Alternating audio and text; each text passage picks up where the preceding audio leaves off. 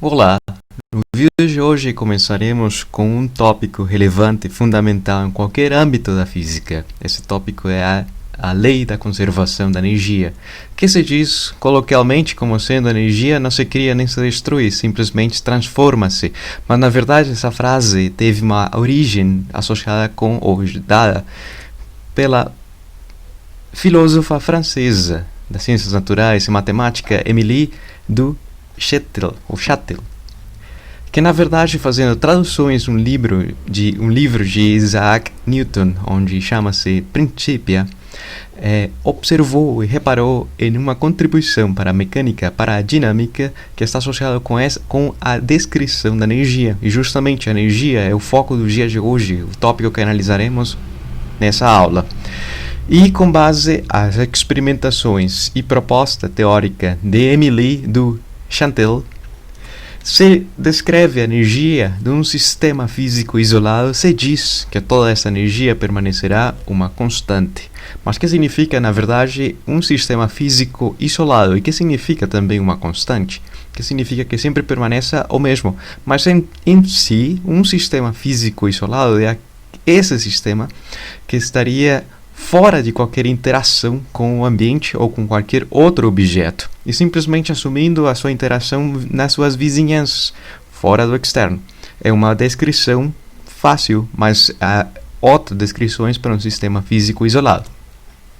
A lei da conservação da energia nos leva à noção da energia cinética, a energia que está associada com o movimento dos objetos. Por exemplo, nesse caso, teria-se a iluminação do Sol, a energia da radiação eletromagnética, a luz e o calor.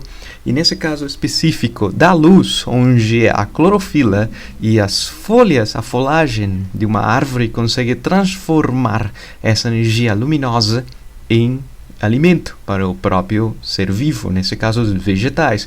Ou, por exemplo, quando se martela um prego e justamente se bate com força e se faz um trabalho para adentrar esse prego sobre a madeira, e se por acaso alguém põe a ponta do dedo sobre a cabeça do prego, reparará e sentirá com seu tato que a cabeça estará muito mais quente.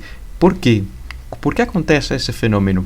E de fato, se a pessoa faz um trabalho para pregar e afundar esse prego, para onde transmite-se essa energia? E, por exemplo, em outros casos, em outros âmbitos da energia nuclear, que usa-se nas usinas elétricas, ou especificamente termoelétricas, mas com fontes nucleares para aquecer a água e justamente criar eletricidade, que posteriormente essa eletricidade poderia ser transformada em movimento, energia mecânica, ou poderia ser transformada em energia luminosa, ou energia da radiação eletromagnética, que justamente a luz é uma radiação eletromagnética, uma das inúmeras classes de radiação existentes. Ou seja, que a energia cinética é a energia associada ao movimento. Sempre que existe movimento de um objeto e sua velocidade é diferente de zero, se diz que, em módulo da velocidade, a energia cinética está associada com o módulo quadrado dessa velocidade. Independente do sentido onde esteja se deslocando, sempre terá energia cinética os objetos que possuem massa e apresentam velocidade diferente de zero. Tem essa energia potencial. Veremos posteriormente a que está associado aquilo e qual será o princípio físico pelo qual, entre a fronteira entre o Brasil com o Paraguai, existe essa usina hidrelétrica tão grande que por muito tempo foi a maior do mundo, e por que tem que alagar tanta água, ou abranger ou armazenar tanta água, e também porque tem que apresentar por qual princípio físico para haver uma diferença de altura da bacia criada em relação ao curso do rio.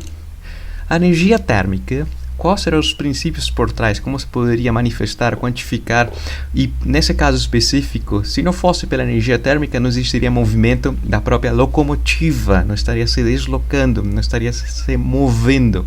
Quais são os fundamentos para que essa energia térmica transforme-se em movimento, ou seja, energia cinética?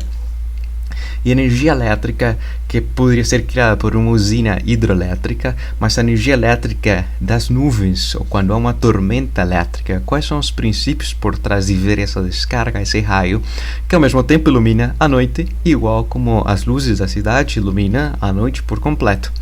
Essa outra manifestação de energia, igual como a energia magnética, que é o nosso caroço imaginário, o nosso escudo protetor de todas as partículas de alta energia cinética que são ejetadas do Sol, que poderiam interferir com os satélites da comunicação, e justamente com esse escudo protetor de um campo magnético intenso, que é criado justamente pelo núcleo de ferro que pertence ou que está dentro do nosso planeta Terra, esse campo magnético nos protege, mas ainda assim há lugares onde a sua intensidade enfraquece-se, e é justamente os polos magnéticos onde observa-se a aurora boreal e a aurora austral no sul do mundo. E a energia química? Quais são os princípios físicos e especificamente os princípios químicos da oxidorredução para que uma bateria com chumbo e com outros elementos metálicos que tem na parte interna, mas quais são os princípios químicos para que possam criar uma diferença de voltagem entre seus bornes ou entre seu ânodo com cátodo?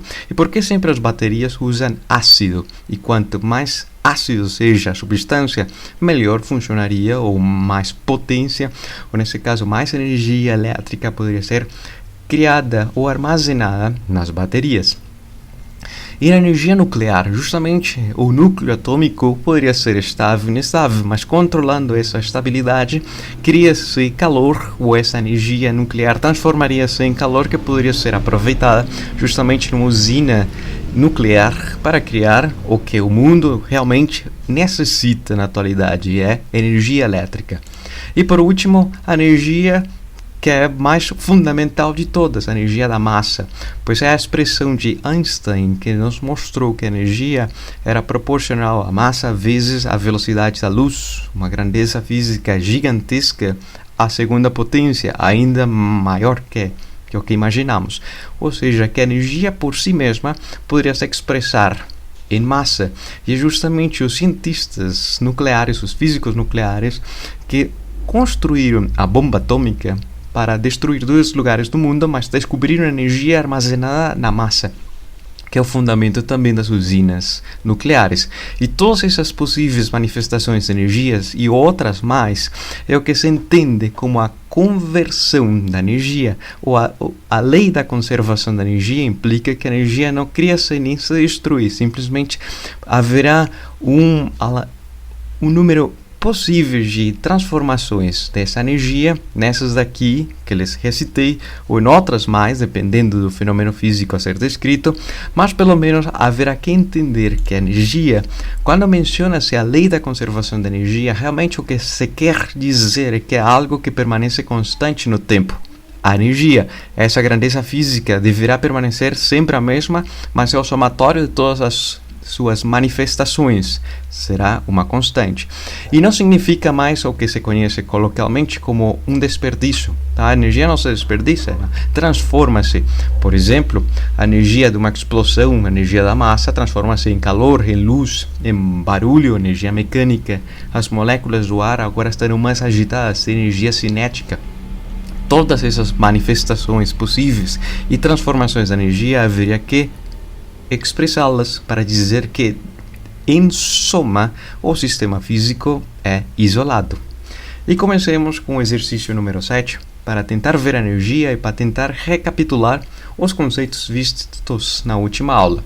Então, nesse caso, existe um caminhão de mudança, e a ideia seria elevar uma caixa de uma determinada massa da base, da rua ou do chão, até a plataforma do próprio caminhão. Há duas opções. A primeira é uma elevação em linha reta, vertical, fazendo uma força, e outra até chegar na altura da plataforma, uma diferença da altura denotada pela letra H, ou usar uma rampa que tem uma inclinação com a horizontal denotada por esse ângulo θ, mas a rampa não é lisa e oferece-lhe a essa caixa uma força de atrito caracterizada pelo coeficiente de atrito cinético μ o Mi, Si. Mas nesse caso, supondo que o movimento fosse constante, com a velocidade sempre a mesma, qual deveria ser a intensidade da força mínima para levar essa caixa e para movimentar essa caixa ao longo do plano inclinado, e ao final das contas ambas finalizem na plataforma ou sobre a plataforma do caminhão das mudanças, que está a uma diferença de altura h em relação ao chão? Para responder essa análise e esse raciocínio físico, devemos construí-lo mediante a dinâmica. Para aquilo, comecemos analisando as forças que agem sobre o objeto que está na rampa. Nessa situação, o diagrama de corpo livre em dois eixos perpendiculares à linha vertical e à linha horizontal, se diz que o peso do próprio objeto age sobre a linha vertical, mas há algumas forças que agem na direção paralela e perpendicular ao próprio plano. Nesse caso, tem-se que esse plano inclinado em relação à linha vertical está com a mesma mudança de direção dado por θ. Ou seja, a mesma inclinação que tem o plano em relação à linha horizontal é a mudança que caracteriza esse outro sistema cartesiano perpendicular mais rotacionado. Sobre esse sistema rotacionado, que faz alusão à direção paralela ao plano e perpendicular ao plano, haja a força F, que é a grande incógnita. Qual deveria ser o valor mínimo para que esse objeto eleve-se ou ascenda ao longo desse plano inclinado com essa força de atrito caracterizada por esse coeficiente de atrito, mantendo a velocidade constante. E essa força inclinada em relação à linha horizontal, denotada pelo ângulo θ. Também a superfície reage em relação a essa massa, a esse peso que deverá ser suportado pelo plano inclinado, mas há uma componente do próprio peso que tenta esmagá-lo contra a superfície, e a superfície reage criando a força normal. E por último, uma força que opõe-se ao movimento de elevação da caixa. Nesse caso é justamente a força de atrito, que se sabe que é, ou como tínhamos descrito anteriormente, sabe-se que o seu módulo é equivalente à constante de atrito cinético vezes o módulo da normal que age sobre a superfície, ou que cria a superfície sobre o próprio objeto. Ou seja, aqui na rampa tem-se as forças perpendiculares que agem sobre a rampa, é a normal, menos uma componente do peso associado com a direção perpendicular ao plano, nesse caso associado com o cosseno do ângulo θ, e essas duas forças em módulo deverão se aniquilar, mantendo os sinais diferentes ou sentidos contrários, no qual visualmente estamos observando. Tem-se que a força normal será equivalente à massa vezes o próprio peso vezes a componente da inclinação, cosseno de θ. Com base nessa informação, poderemos determinar também a intensidade da força de atrito. Mas para aquilo, calculemos as forças paralelas ao movimento. E nesse caso, as forças paralelas, supondo que o sinal negativo são as forças a favor do movimento, e do sinal negativo as forças que opõem-se ao movimento. O movimento de ascender a caixa ao longo do plano inclinado. Nesse caso, a força que está a favor do movimento é a força F, a grande incógnita, menos a força de atrito, menos uma componente do peso associada com seno de θ. Essa componente oposta ao próprio ângulo θ, ou a componente que é paralela ao plano, mas que, se não existisse a força aplicada, justamente o objeto deslizaria ao longo do plano inclinado. Nesse caso, o somatório de todas as forças deverá ser nula, pois partimos da premissa que o movimento é com velocidade constante e não tem uma aceleração, implicando que a força mínima a ser aplicada, após de fazer uma parte algébrica, que significa, ou que se me faço entender, deixar em evidência os elementos comuns, nesse caso a massa vezes a gravidade, o peso do próprio objeto, sabendo que a força de atrito é a normal vezes o coeficiente de atrito, podemos deixar em evidência o peso e dizer basicamente que a força de atrito será proporcional ao peso do objeto vezes esse coeficiente, constituído pelo coeficiente de atrito vezes cosseno do ângulo mais seno de θ. Nessa situação, não se sabe se é grande, se é pequeno, mas podemos compará-lo com base a fazer a descrição no movimento de elevação, somente na vertical. existe uma força, o próprio peso que tenta puxar a caixa para baixo, e a força aplicada para cima para que o objeto se eleve com velocidade constante. Qual deveria ser a intensidade dessa força aplicada para cima? No processo de elevar, ambas forças deverão ser nulas se se deseja justamente satisfazer essa condição, que o movimento na vertical seja com velocidade constante. Nessa situação, tem-se que a força mínima para que isso possa acontecer, pois se fosse maior, deveria existir, ou implicaria em uma aceleração, a força mínima seria o próprio peso do objeto. Aniquilando a força-peso, tem-se que a somatória das forças é nula e, portanto, relembraríamos a primeira lei de Newton. Nesse caso, o movimento é constante, a velocidade mantém-se a mesma, não existe uma aceleração. Mas como podemos discernir se essa força, a massa vezes a gravidade, o peso, é maior que essa expressão de cá? Vamos ver se me faço entender e daqui a pouco responderemos aquilo. Vamos primeiro analisar o trabalho.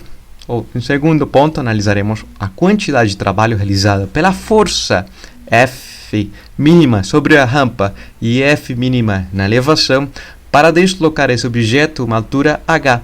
E para deslocar esse objeto sobre a rampa uma distância que deveremos calcular.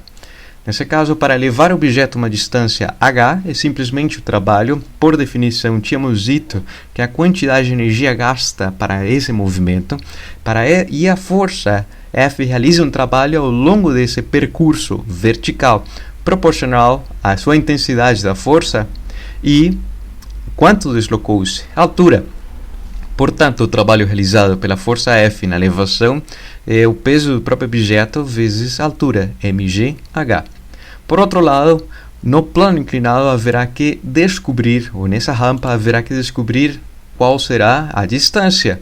Mas não se sabe, o único que sabe é a altura, e desse triângulo retângulo, onde conhece-se o ângulo da inclinação, podemos usar a relação trigonométrica seno de θ para dizer que a razão entre o cateto posto pela hipotenusa, a distância d, que é a grande incógnita também, para descobrir, poderá ser expressa como sendo a razão da altura pelo seno do ângulo θ. Duas informações que se conhecem e, portanto, descobre-se qual deverá ser o valor da distância.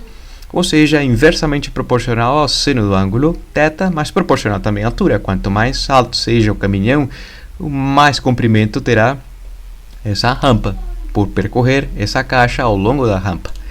E, portanto, multiplicando o valor da força aplicada, a força mínima, sobre a rampa para que esse objeto se desloque, vezes a distância d, e após simplificar e dividir especificamente o seno do ângulo θ, você poderia dividir seno de θ por seno de θ, resultando a unidade, e cosseno dividido pelo seno do mesmo ângulo, deixando em evidência, se diz que nesse caso o trabalho realizado será muito similar ao trabalho, à quantidade de trabalho realizada pela força mínima na elevação, só que tem um fator que não tem unidades, um fator que poderia implicar que seja maior ou menor, e de fato uma grande incógnita. Será que o trabalho e a força mínima realizado sobre a caixa para deslocá-la nesse percurso que está sobre a rampa é maior ou menor que elevá-la simplesmente na linha vertical para cima? Para responder aquilo, haverá que substituir alguns valores.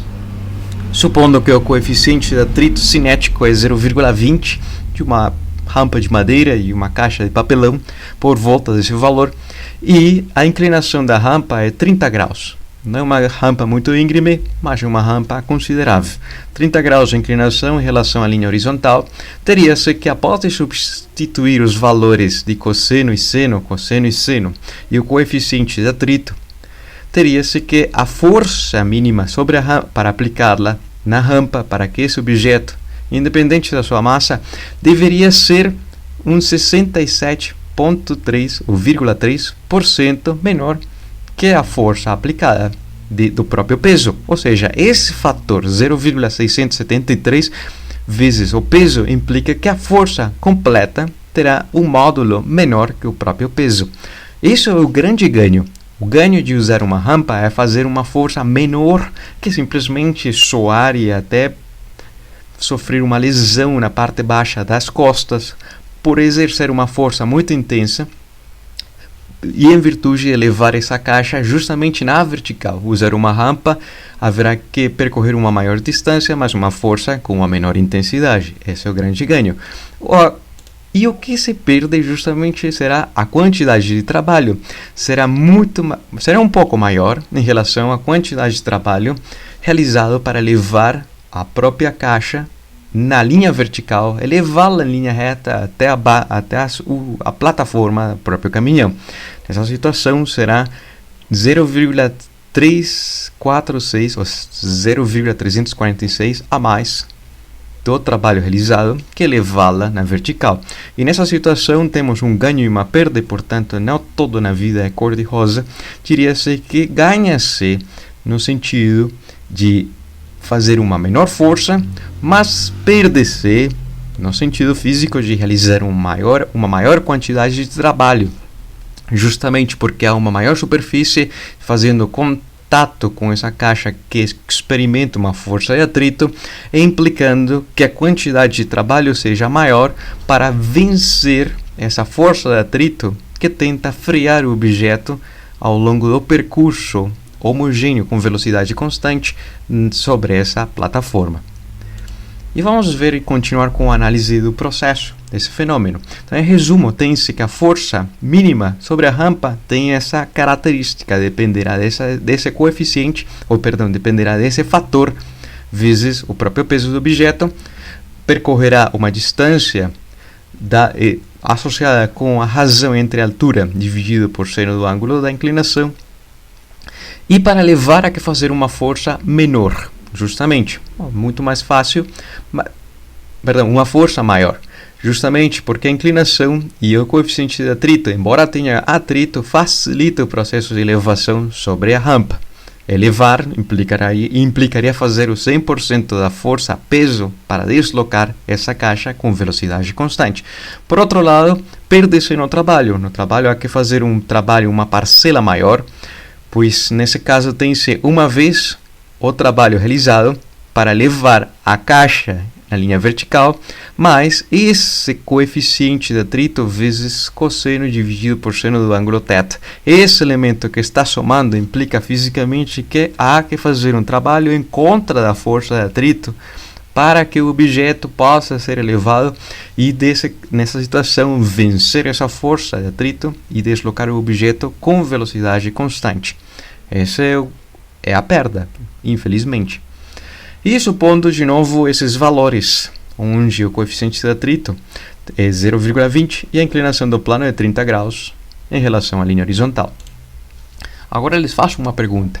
Sendo a velocidade constante do movimento definido por qualquer valor, 1 metro por segundo, 1 km por hora ou 1000 metros por segundo, independente da informação, mas a velocidade é uma constante, que implicaria esse valor constante de velocidade sobre a dinâmica e sobre o trabalho realizado? Quais são as principais diferenças desse valor de velocidade, dessa grandeza física, do seu módulo da velocidade, sobre a dinâmica do fenômeno e sobre a descrição do trabalho, a quantidade de trabalho realizado pela força mínima que deverá ser feita? Para aquilo vamos pensar o seguinte: vamos supor que alguém roubou um banco e tem que sair fugindo como um raio. Para aquilo, pega um ótimo veículo, só que começa uma perseguição da polícia. Um policial num veículo como esse daqui, alguém repararia, isso não tem jeito, é muito devagarinho. E tem outro que seria um veículo de alta velocidade. Quais são as principais diferenças físicas de se preocupar justamente por ser perseguido por um veículo dessa classe e por ser perseguido por um veículo dessa classe, sem desmeritar os veículos? Quais são as principais diferenças físicas? Justamente a quantificação dessas diferenças físicas é o que se conhece como a potência.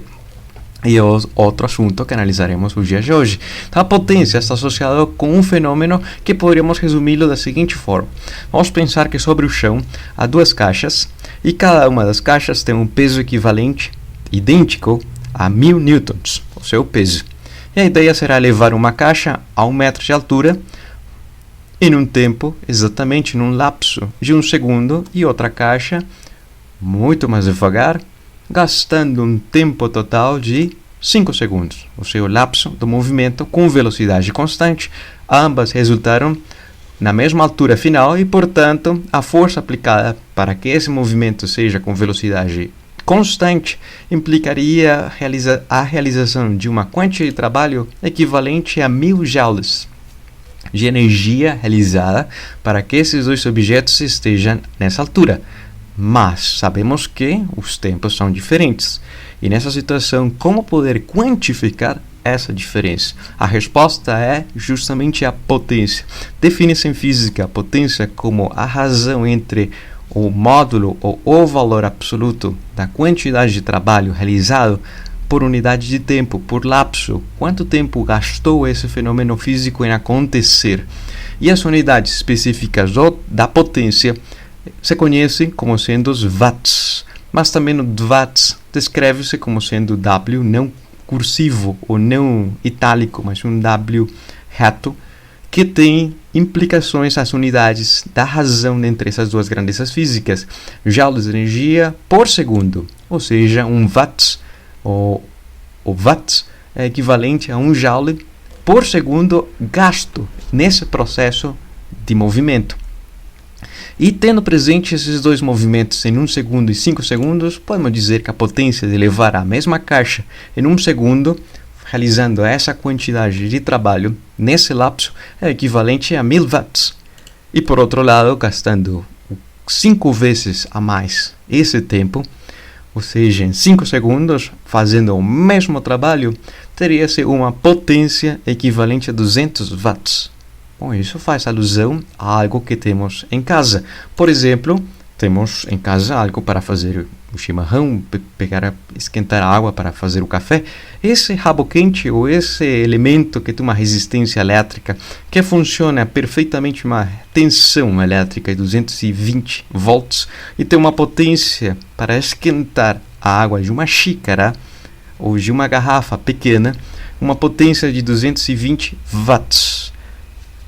Mas também em casa existe outro aparelho que faz esse mesmo processo, só que com uma maior potência. Espero que vocês tenham um chuveiro como esse, bem charmoso, que funciona também com uma tensão elétrica de 220 volts, mas nesse caso tem uma potência bem maior, 7500 watts. Pois, por que necessita dessa potência tão grande? Justamente porque quem toma banho não necessariamente toma banho com a quantidade de água necessária para fazer um chá. São litros e litros, a vazão de água é bem maior e, portanto, necessita uma potência grandíssima para esquentar essa água em poucos segundos. A ideia será aumentar a temperatura nos 50 graus, de 10 graus centígrados para 60, e tomar banho bem ameno num dia de inverno. Mas para aquilo, o preço que há que pagar é a potência. Necessita-se uma potência maior para fazer esse trabalho.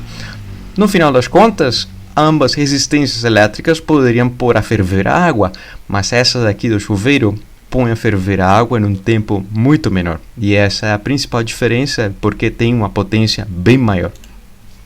E se fosse a duração de ambos equipamentos elétricos em casa durante 1 hora? Qual seria a energia ministrada ou gasta ou consumida por cada um desses elementos durante 1 hora, equivalente a 3.600 segundos no Sistema Internacional de Unidades, o tempo? Nesse caso, tem-se que a energia ministrada ou gasta por esse rabo quente é justamente 792 kJ. E por outro lado, a energia gasta por esse chuveiro bem potente será de 27.000, bem maior, kilojoules, mas sendo rigorosos com a notação e com o prefixo de grandeza, poderíamos dizer que são 27 megajoules, bastante, fazendo alusão a 1 milhão de joules, bastante energia que gastará por 1 hora. É um consumo bastante grande. Mas o que significa justamente esses watts de energia? De onde veio esse conceito? E, na verdade, watts de potência. De onde veio esse conceito?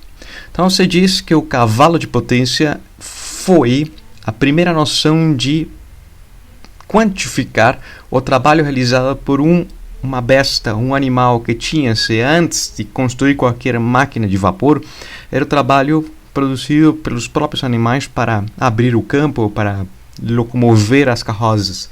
Mas nesse caso, o valor dessa unidade é derivado experimentalmente por o físico britânico James Watt, que mediu por 1 minuto o trabalho realizado que poderia fazer um cavalo a tentar tracionar e elevar esse cubo com uma determinada massa, que deverá ter um peso associado à sua massa. Ou seja, o cavalo poderia realizar um trabalho para elevar um objeto que tem um peso, nas unidades inglesas, de 30.000 libras de peso, uma distância de um pé. Lembrando que um pé, ninguém usa essas unidades inglesas no nosso dia a dia, mas tem a sua equivalência no sistema internacional. Ou seja, que um motor de 1 HP, ou de 1 cavalo de potência, o motor de uma furadeira, funciona a plena capacidade produzindo 33.000 pés de libras de força por minuto de trabalho. Mas como se poderia interpretar essa mesma informação, que não estamos nem habituados ao sistema inglês, no sistema internacional? Então se diz que um cavalo de potência, que são 33.000 pés libras de força por minuto, podemos começar transformando os pés, dizendo que um pé, independente da palavra no plural e no singular, faz alusão à mesma quantia.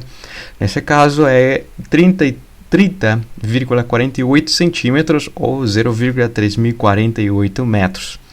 Tem-se a outra unidade por transformar, que são as libras de força, equivalentes em newtons a 4,448 newtons, e por último os minutos, de 1 minuto a 60 segundos. Depois de simplificar as unidades e fazer as multiplicações e a divisão pertinente por 60 segundos, obtém-se que um cavalo de potência em energia em unidades do sistema internacional faz alusão, ou será equivalente a 745,7 watts, ou em unidades similares ao watts, em uma escala de unidades que pertence ao watts, poderia ser dizer que é 0,7457 kilowatts, pois justamente esse quilo significa 1000 e é unidade de potência, unidades de potência.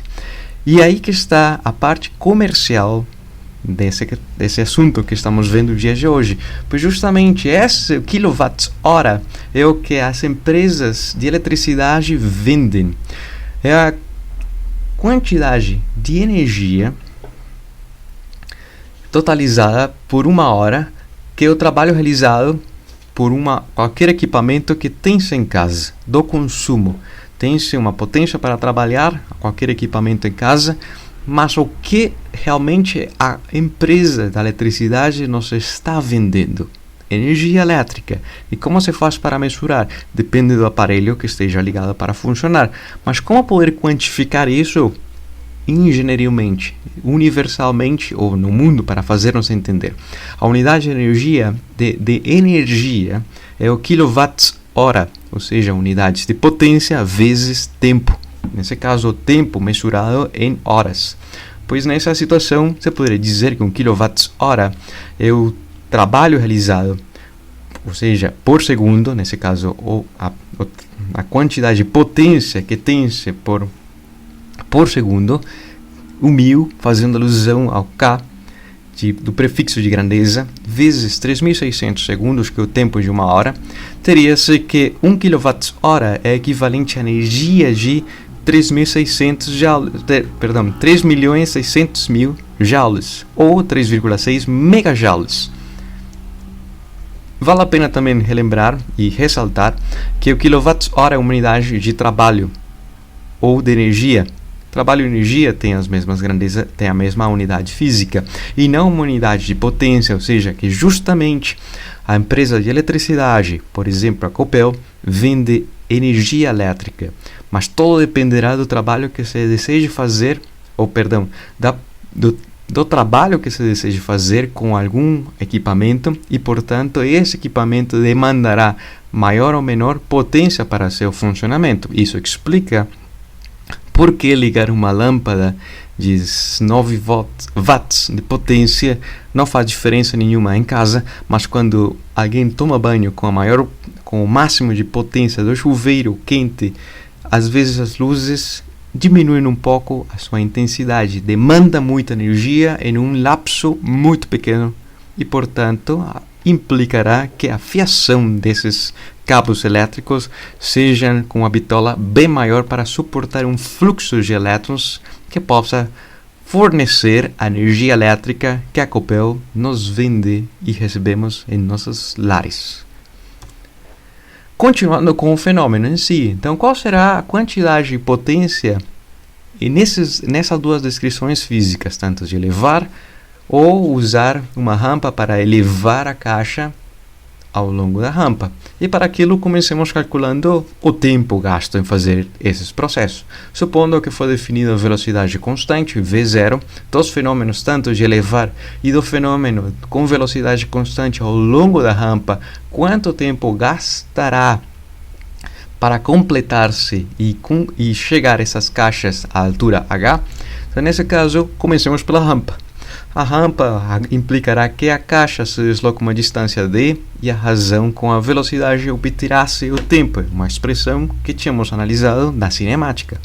Nesse caso, a razão entre as unidades de metros por velocidade e metros por segundo obtém-se unidades de segundo, tempo.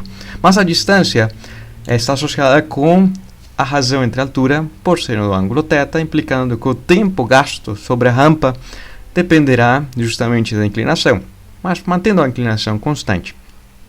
Qual será a potência realizada pela força F que realiza esse trabalho?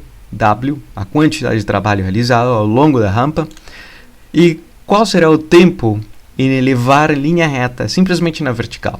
A diferença da altura, H, dividida pela velocidade em linha reta na vertical, constante. Agora, a potência criada ou dissipada ou fornecida pela força F, aplicada à força mínima sobre a rampa, deverá ser a razão entre a quantidade e o módulo, o valor absoluto da quantidade de trabalho realizada pela força, pelo lapso. Nessa situação, simplificando as alturas, obtém-se um coeficiente, ou um fator de escala, ou um fator que está entre parênteses, vezes a massa, a gravidade e a velocidade constante. Por outro lado, elevá-lo para cima, perdão pela redundância, mas elevá-lo na vertical com uma velocidade constante implicaria que a potência dessa força seja justamente a razão do trabalho pelo tempo gasto, ou seja, uma potência equivalente à massa vezes a gravidade vezes a velocidade zero. Qual dos dois processos tem maior potência? Qual dos dois processos consegue fazer o trabalho em menor tempo? E para aquilo haverá que substituir esses dois valores, o coeficiente de atrito e da inclinação do próprio plano. Implicaria que esse fator é 0,673 e, portanto, poderá-se concluir que fazer o processo ao longo da rampa cria-se menos potência em relação a elevá-la diretamente na vertical e posicioná-la sobre a plataforma do próprio caminhão. Por que cria-se menos potência? Basicamente a resposta é porque demora mais tempo, por mais que o trabalho seja maior. Mas nesse caso, a quantidade de força aplicada é menor. Demora mais tempo e demorar mais tempo implicará uma menor potência. E se fosse sem coeficiente de atrito? Se fosse uma superfície lisa, uma rampa perfeitamente lisa, que implicaria para os resultados anteriores? E qual será a principal diferença de ter uma superfície lisa e realizar esse processo idêntico? Primeiro, qual deveria ser a força mínima necessária para levar o objeto com velocidade constante? Se o coeficiente de atrito cinético é zero, implica que a força mínima necessária é o peso vezes o seno do ângulo θ, ou seja, deverá opor-se, ou deverá fazer uma oposição à componente do peso que está na direção paralela ao plano e que tenta deslizar o próprio bloco sobre o plano inclinado, implicando numa força menor. E o trabalho? O trabalho implicaria que seja idêntico ao trabalho realizado para levá-la justamente na vertical. Nessa situação, por não ter uma força de atrito, uma força que posteriormente explicaríamos como uma força dissipativa, parte da energia perde-se no atrito, e o atrito, quando se faz com as mãos dessa forma, para esquentar as mãos, se frota nas mãos, se passa uma sobre a outra nos dias frios de inverno, ao fazer esse barulho, mas parte da energia do atrito cria-se e transforma-se em calor. Esse calor nunca jamais voltaria nas nossas mãos e, portanto, não é um sistema físico isolado. Parte da energia perdeu-se do sistema físico, mas não significa que desperdiciou-se a energia, implica que transformou-se em outro conceito, que seria o calor, energia térmica. Mas nessa situação, onde não tem atrito, não tem esse problema e, portanto, a quantidade de trabalho realizado para levar uma caixa de massa M sobre essa rampa será idêntico ao trabalho realizado para levá-la em linha reta. A massa vezes a gravidade vezes a altura. A massa vezes a gravidade vezes a altura. O mesmo trabalho. E a potência será a mesma? A resposta vamos ver com os tempos. O tempo é independente do coeficiente de atrito, continua sendo o mesmo, mantendo a velocidade V0 constante. A potência, esse elemento do trabalho desaparece e, portanto, obtém-se que a potência será associada com o seno do ângulo θ desse elemento que está aqui. E a potência para levá-lo em linha reta, justamente a massa vezes a gravidade, a velocidade constante, V0.